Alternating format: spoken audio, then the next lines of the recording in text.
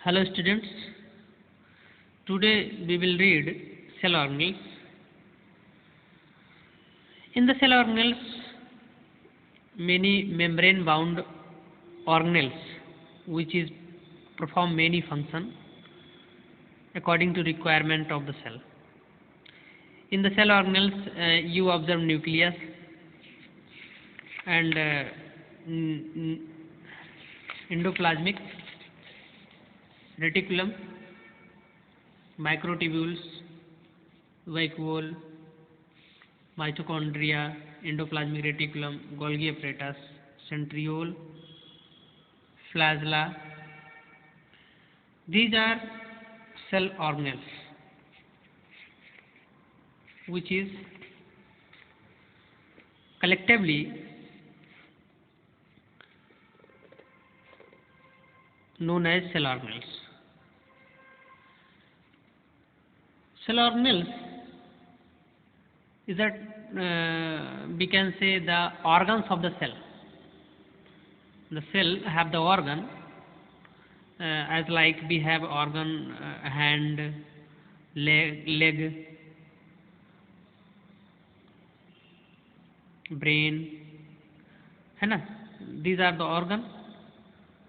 Our organ, so nucleus, mitochondria, endoplasmic reticulum, centriole, these are the organs of the cell. The cell is like a tiny factory that manufacture or synthesis whatever it require. Cell एक तरह से factory का काम करती है जो कि synthesis करती है हमेशा उन चीज़ों को, सिंथेसिस करने मतलब बनाती है, व्हाट एवर इट रिक्वायर, उसको जो ज़रूरत होती है. जो सेल है ये एक तरह की फैक्ट्री का काम करती है और वो बनाती रहती है उन चीज़ों को जिस चीज़ की उसको ज़रूरत होती है. Inside the cell there are certain small structure called organelles. Cell के अंदर कुछ छोटे छोटे स्ट्रक्चर होते हैं जिनको सेल ऑर्गेनेल्स बोलते हैं. Called organelles that perform specific task. और हर एक सेल ऑर्गेनेल्स अपने एक अलग अलग काम करते हैं. स्पेसिफिक टास्क, अपना कुछ एक अलग काम करते हैं. Plant and animal cell have many cell organelles in common. कह रहे हैं जो प्लांट्स हैं और एनिमल सेल हैं, क्योंकि प्लांट की भी बॉडी भी लिविंग है, हमारी बॉडी लिविंग है, तो इन दोनों की जो सेल हैं, जैसे कल यहाँ आप देख रहे थे ये सेल ऑफ द ओनियन पील ना, तो ये प्लांट की सेल हो गई, और ये ह्यूमन चिक सेल, तो ये एनिमल सेल हो गई. इन दोनों में बहुत सारी चीज़ें जो हैं वो कॉमन हैं और कुछ ही चीज़ें हैं जो उनको डिफ्रेंशिएट करती हैं. Plant and animal cell have the many cell organelle in common. तो इन दोनों में काफ़ी चीज़ें कॉमन है. These are organelles have been discuss below. और कुछ यहाँ ऑर्गेनेल्स हैं जिनकी नीचे बात की जा रही है. देखिए कॉमन क्या है मैं ये बता दे रहा हूँ. कॉमन न्यूक्लियस है, एंडोप्लाज्मिक रेटिकुलम है, गोल्गी बॉडी है, माइटोकॉन्ड्रिया है, ट्यूब्यूल्स हैं. ये कुछ चीज़ें हैं जो कॉमन हैं. इसके अलावा भी कुछ हो सकती हैं. राइबोसोम है. कॉमन क्या नहीं है? सेल वॉल कॉमन नहीं है. फिलहाल वो सेल ऑर्गेनेल्स नहीं है, सेल के बाहर पाई जाती है, एक आउटर कवरिंग होती है सेल वॉल. सेल ऑर्गेनेल्स के नाम लूँ तो उसमें एक होता है क्लोरोप्लास्ट जो ग्रीन कलर का होता है, और इसी के कारण कोई भी प्लांट ग्रीन कलर का दिखाई देता है और वो फोटोसिंथेसिस करने के लिए कैपेबल होता है. ये चीज़ें प्लांट में होती हैं, एनिमल में नहीं होती हैं. और सेंट्रियोल होता है जो प्लांट में, एनिमल में होता है, प्लांट में नहीं होता. और एक और चीज़ है जो कि प्लांट में काफ़ी बड़ी होती है जिसको बोलते हैं वैक्यूल. सेल वैक्यूल काफ़ी बड़ा होता है, एनिमल में काफ़ी छोटा होता है. एनिमल में भी होते हैं बट छोटे होते हैं. तो ये कुछ डिफरेंसेस थे. तो चलिए देखते हैं nucleus. The nucleus control the activities of the cell. जो न्यूक्लियस है ये एक्टिविटी को कंट्रोल करता है सेल की. It is bounded by a membrane called the nuclear membrane. और ये जो है एक मेम्ब्रेन के द्वारा घिरा होता है जिसको न्यूक्लियर मेम्ब्रेन कहते हैं. This membrane is porous and allow movement of material in and out of the nucleus. कहना जो ये मेम्ब्रेन होता है ये पोरस होता है, इसमें छिद्र होते हैं और ये अलाउ करता है मटेरियल को अंदर जाने के लिए या फिर अंदर से बाहर आने के लिए. The fluid inside the nucleus is called the nucleoplasm. और वो फ्लूइड या लिक्विड मटेरियल जो अंदर में होता है उसको न्यूक्लियोप्लाज्म बोलते हैं। Suspended in nucleoplasm it is a spherical body called the nucleolus. और एक स्फेरिकल बॉडी होती है गोल गोल जैसे बॉल होती है, वो उसी न्यूक्लियोप्लाज्म में रहती है, उसको न्यूक्लियोलस बोलते हैं। ओके, फिलहाल ये न्यूक्लियस आपका एक सेल ऑर्गेनेल्स है, बाकी भी उसके किन किन चीज़ों से मिलकर बना है न्यूक्लियस उसको दिखाया गया है। उसी में देखेंगे the nucleus contain a number of thread like body called the chromosome. कहना जो न्यूक्लियस है उसी में कुछ थ्रेड लाइक धागे जैसे बॉडी होती है कॉल्ड क्रोमोसोम। आप यहाँ क्रोमोसोम वर्ड यूज न लिख के यहाँ लिख लीजिएगा called chromatin fibre. Chromatin fibre, ठीक है। तो हो गया the nucleus contain a number of thread like body called chromatin fibre, ठीक है। क्रोमोसोम भी बोला जाता है लेकिन उसकी कंडीशन अलग होती है। ये जो थ्रेड लाइक बॉडी है जब कंडेंस हो जाता है और रॉड जैसे बन जाता है तो उसको क्रोमोसोम बोलते हैं। एक तो यहाँ से याद कर सकते हो, दूसरे ये जब सेल डिवीज़न होने लगता है, सेल बंटने लगती है, तो वो जो क्रोमैटिन फाइबर है ना, थ्रेड लाइक स्ट्रक्चर है, वो जो है थोड़ा रॉड लाइक स्ट्रक्चर में बदल जाता है, तब क्रोमोसोम बोलते हैं। चीज़ वही है, बस कंडीशन अलग है। तो ये क्रोमोसोम बोल रहे हैं, देखता हूँ किसको बोलते हैं। Chromosome are made up of deoxyribonucleic acid, यहाँ चलेगा। क्रोमोसोम या क्रोमैटिन फाइबर जो है ये बनी होती है डीऑक्सी राइबोन्यूक्लिक एसिड से, और ये डीएनए का फुल फॉर्म है deoxy ribonucleic acid. Chromosome carry gene, chromosome होते हैं जो जीन कैरी करते हैं। The unit of inheritance, inheritance का मतलब होता है कोई भी लक्षण जब एक पीढ़ी से दूसरी पीढ़ी में जाता है उसको इनहेरिटेंस बोलते हैं। जैसे आप में ही कई स्टूडेंट होंगे जिनका चेहरा अपने मम्मी से या पापा से मिलता होगा, तो वो जो कैरेक्टर आपका मम्मी या पापा से मिलता है वो आपके मम्मी पापा से इनहेरिट हुआ है, एक जनरेशन से अगली जनरेशन में इनहेरिट हुआ है। तो ऐसे चीज़ों को इनहेरिटेंस बोलते हैं। तो उसको जो लक्षण लेके आता है मम्मी से आपके तक वो जीन होती है ना। जीन यूनिट होती है, उसकी इकाई होती है। यही जीन से मिलके डीएनए बनता है, डीएनए से मिलके आपका क्रोमोसोम और क्रोमैटिन फाइबर बनता है। Which means that they transfer characteristics from parent to offspring. कह रहे इसका मतलब ये है कि जो जीन होती है वो कैरेक्टरिस्टिक जो आपका लक्षण होता है वो पेरेंट्स से अगले पीढ़ी जो ऑफस्प्रिंग होती है, मतलब उनके जो बच्चे होते हैं, वहाँ तक लेके आते हैं। और वो कौन है? जीन है। क्योंकि जीन यूनिट है, इकाई है, जो एक इन्फॉर्मेशन को लेके आती है, फिर कई सारी इन्फॉर्मेशन मिल जाती हैं तो एक पूरा बड़ी इन्फॉर्मेशन बन जाती है। अगला है माइक्रोट्यूब्यूल्स, ये दूसरा सेल ऑर्गेनेल्स है। The cell has the framework of fine tubules and fine fibre like structure which maintain the cell structure and shape. ये जो माइक्रोट्यूब्यूल्स होती हैं ये कुछ फ्रेमवर्क होते हैं। जैसे आपके घर पे जब बनने लगता है घर, तो एक ढांचा बनाया जाता है ना, जिसको आप फ्रेमवर्क बोलते हो, तो वो माइक्रोट्यूब्यूल्स होती हैं। मैं आपको कुछ यहाँ दिखा देता हूँ थोड़ा सा। जैसे पहले तो न्यूक्लियस देख लो, किसको बोलोगे? ये मान लीजिए आपका ये एनिमल सेल है, क्योंकि इसमें जो है ये प्लाज्मा मेम्ब्रेन है या सेल मेम्ब्रेन है, ठीक है। ये सेल मेम्ब्रेन है। और जो न्यूक्लियस होता है ये डबल वॉल का होता है, डबल मेम्ब्रेनस न्यूक्लियस होता है, तो इसकी मेम्ब्रेन डबल होती है, ठीक है। और बीच बीच में कुछ जगह छोड़ी गई है जो न्यूक्लियर पोर है, ठीक है। तो ये हो जाता है आपका न्यूक्लियर पोर, न्यूक्लियर पोर हो जाता है। ये हो जाती है आपकी न्यूक्लियर मेम्ब्रेन, न्यूक्लियर मेम्ब्रेन, ठीक है। इसमें कुछ लिक्विड जैसा मटेरियल भरा होगा तो ये हो जाएगा न्यूक्लियोप्लाज्म, न्यूक्लियोप्लाज्म। इसमें कुछ थ्रेड लाइक है ना, मैं इसी कलर से बना दे रहा हूँ। ऐसा कुछ थ्रेड लाइक स्ट्रक्चर होगा जिनको बोलेंगे क्रोमैटिन फाइबर, क्रोमैटिन फाइबर, और कुछ ऐसा थोड़ा डेंस होगा, स्फेरिकल होगा, जिसको बोलेंगे न्यूक्लियोलस। न्यूक्लियोलस, ठीक है, ओके।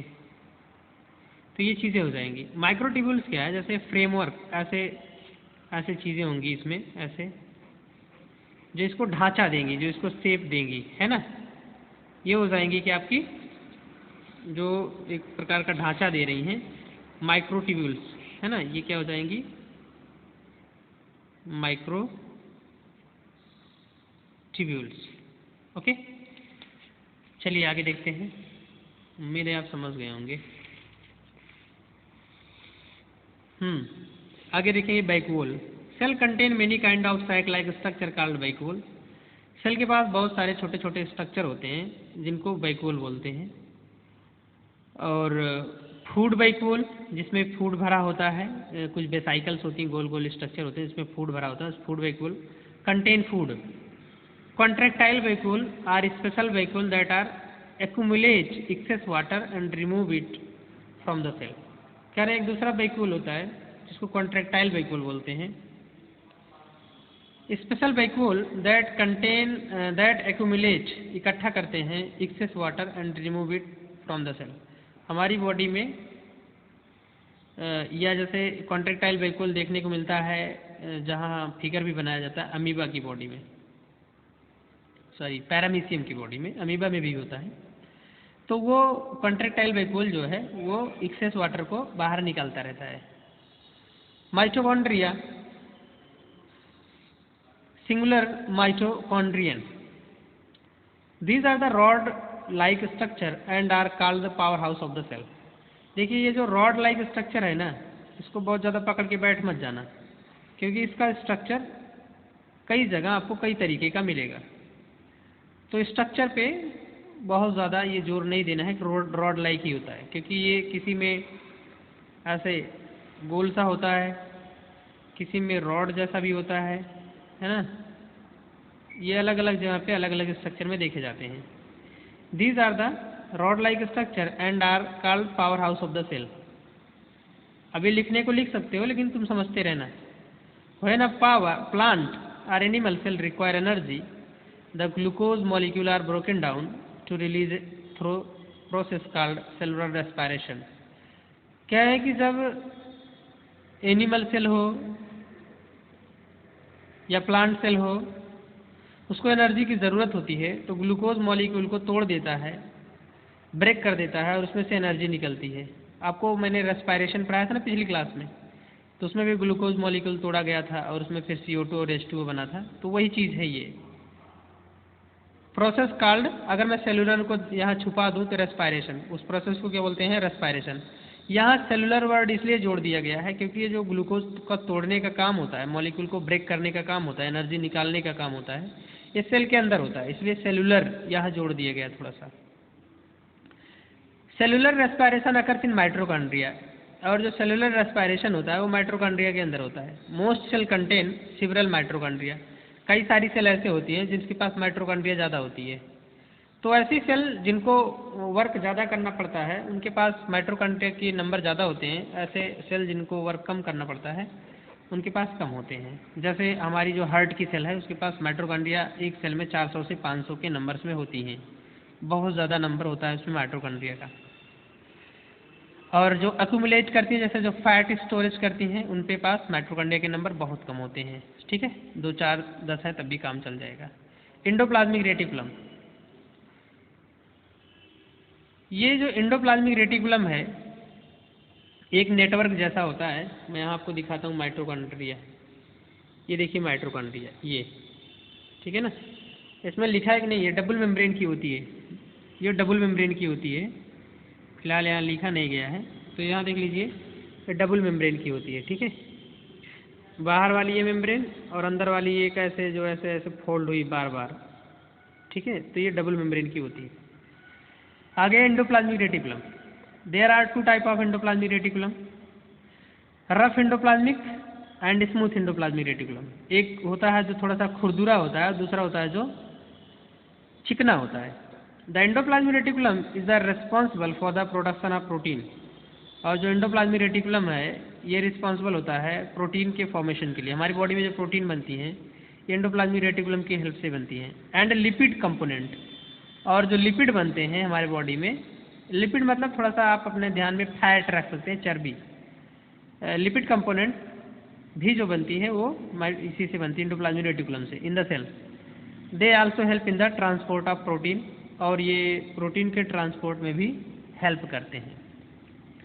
ठीक है, तो अगर मैं थोड़ा सा आपको बताना चाहूँ एंडोप्लाज्मिक रेटिकुलम को, तो ऐसे बता सकता हूँ। ये मान लीजिए सेल है, ये न्यूक्लियस है,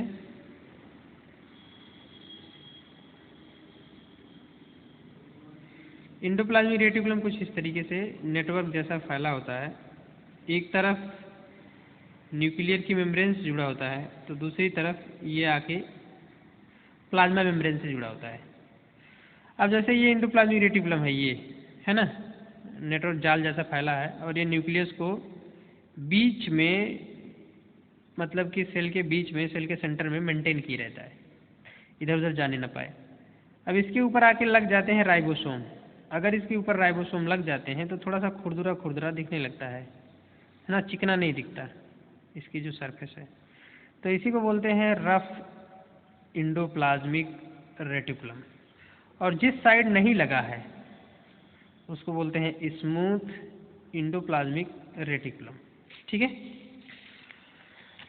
आगे देखेंगे। Ribosome, they are the site of protein synthesis in the cell. और ये जो होते हैं राइबोसोम, जो कि उस पर लगे हुए हैं रफ वाले पे, तो ये प्रोटीन की सिंथेसिस में काम करते हैं, छोटे छोटे होते हैं, और एक्चुअल में प्रोटीन सिंथेसिस यही करते हैं, लेकिन ये प्रेजेंट होते हैं एंडोप्लाज्मिक रेटिकुलम पे, इसलिए ऐसा कहा जाता है कि एंडोप्लाज्मिक रेटिकुलम जो होती है वो भी प्रोटीन सिंथेसिस करती है, क्योंकि ये होते ही इसी के ऊपर है, एंडोप्लाज्मिक रेटिकुलम के ऊपर। आगे है Golgi apparatus, the organelles transport molecule in outside and cell. ये समझ लीजिए पैकिंग का काम करते हैं, है ना। जैसे कोई सामान आप मंगाते हैं तो पैक होके आता है, अमेजॉन से मंगाते हैं या फ्लिपकार्ट से मंगाते हैं, तो ऐसा ही गोल्गी जो अपरेटस है, कोई भी चीज़ सेल के बाहर भेजनी है या सेल के अंदर आनी है तो ये पैकिंग का काम करते हैं, ताकि वैसे ना आए, टूटे फूटे ना।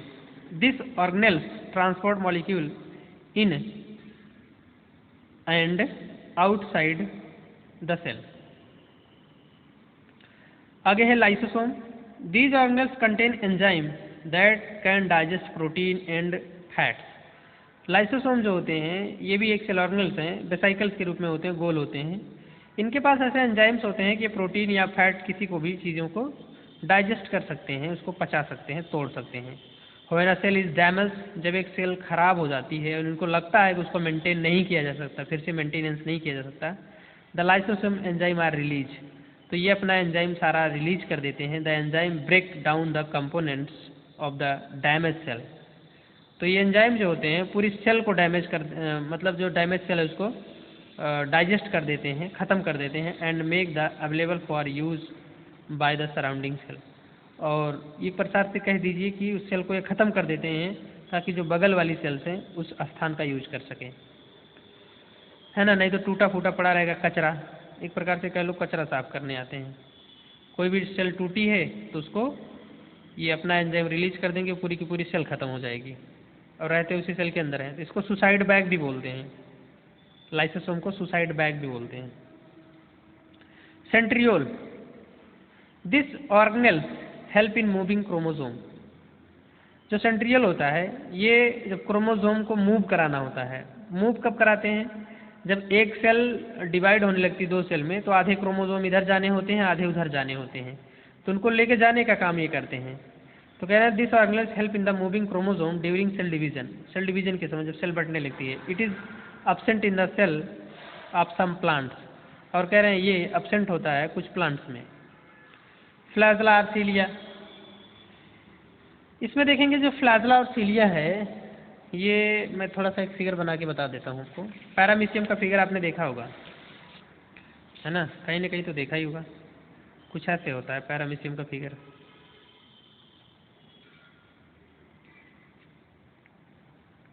अरे थोड़ा सा पॉइंटेड होता है इधर ऐसे। तो आप इसमें देखेंगे ऐसे छोटे छोटे छोटे छोटे स्ट्रक्चर ऐसे बने होते हैं, इसको बोलते हैं सीलिया, इसको बोलते हैं सीलिया। ये एक्चुअल में जो काम करते हैं ये मूवमेंट में काम करते हैं, है ना, ये मूव करने के लिए काम करते हैं।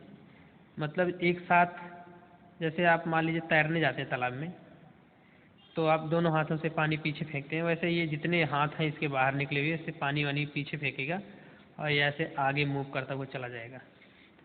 दूसरी चीज़ है फ्लैजला। फ्लैजला क्या है? ये ऐसे बड़ी सी होती है ना, छोटी भी होती है, छोटी भी होगी और अक्सर बड़ी होती है। तो ये इससे मूव करता है। ये क्या करेगा ना, जैसे बहुत तेज ऐसे फास्ट उसको घुमाएगा और जिधर जाना होगा इसको उस तरफ ये चला जाएगा। तो ये बड़ी है, फ्लैजला है, ये सीलिया है। बाकी स्ट्रक्चर बेसिक दोनों का सेम ही होता है। तो चलिए देख लीजिए। Many cells have hair-like structure projection from their body, from their surface, called flagella or cilia. कह रहे बहुत से ऐसे हेयर जैसे निकले होते हैं बॉडी के बाहर, है ना, प्रोजेक्शन फ्रॉम देयर सरफेस, उनके सतह से बाहर निकले होते हैं बॉडी से, उसको फ्लैजला या फिर सीलिया बोलते हैं। Flagella are long and few in number. Flagella जो होती है बड़ी होती है और उसके नंबर थोड़ा कम होते हैं। While cilia are short and numerous. Cilia जो होती हैं छोटी होती हैं और बहुत सारी होती हैं। This structure have certain function, और इनके कुछ फंक्शन भी होते हैं। For example the cilia of the cell line the trachea wind pipe remove foreign particle. कहने की जो सीलिया होती है ये हमारी बॉडी में, मतलब ह्यूमन की बॉडी में जो ट्रैकिया है, ट्रैकिया मतलब विंड पाइप, जो फेफड़े में हवा लेके जाती है, लंग्स में आपके हवा लेके जाती है विंड को, उसको ट्रैकिया बोलते हैं। रिमूव फॉरेन पार्टिकल, जो भी बाहर से चीज़ें आ जाती हैं, वायरस आ जाता है, अभी कोरोना भी तो आ रहा है वहीं से, और बैक्टीरिया आ जाती है, धूल आ जाती है, उसको जो है ये सीलिया उसको हटाती हैं। इन यूनिसेलुलर ऑर्गेनिज्म, और यूनिसेलुलर ऑर्गेनिज्म जैसे कि भी आप देख रहे थे पैरामीशियम में, flagella and cilia help in the movement of organism. और फ्लैजला और सीलिया जो होती हैं वो हेल्प करती हैं मूवमेंट में, उनको चलने में हेल्प करती हैं। ठीक है, और एक और है गेट इट राइट, इसको देख लीजिए। बस यही ख़त्म करते हैं, बाकी जो चीज़ें हैं वो कल होंगी, थोड़ा सा बचा हुआ है। Every part of the human body is made up of the cell. कह रहे हैं कि ह्यूमन बॉडी का जो भी पार्ट है वो सब सेल से बना हुआ है। Most of this cell are living units, और उसमें से ज़्यादा चीज़ें जो हैं वो most of this cell are living unit, और ये हमें जो जिंदा हैं या लिविंग कंडीशन में है ये उसकी यूनिट है जो सेल है। They use oxygen water nutrient to life. ये जो है ऑक्सीजन वाटर और न्यूट्रिएंट चाहिए होता है इनको लिविंग कंडीशन में बनाए रखने के लिए। दे परफॉर्म सर्टेन टास्क, ये कुछ टास्क भी परफॉर्म करते हैं, कुछ काम भी करते हैं। Production produce waste material and also excess water. Produce waste material, और जो वेस्ट मटेरियल का प्रोड्यूस होता है और कुछ एक्सेस वाटर होते हैं। Some cell even move and like living things, all cell ultimately die. कुछ सेल जो होती हैं वो मूव भी कर सकती हैं, जैसे WBC की सेल है एक मोनोसाइट्स, वो मूव कर सकती है एक जगह से दूसरी जगह, है ना, चलती है। और बहने को तो ये भी बहता रहता है, RBC भी बहता रहता है, लेकिन वो खुद चलता नहीं है, वो WBC का जो मोनोसाइट्स है चलता है। अल्टीमेटली डाई, और जितनी भी सेल हैं उनको लास्ट में मारना ही है, और जैसे सेल मरेगी तो जो एनिमल है वो भी मर जाएगा। ठीक है, आज के लिए बस इतना ही। Thank you.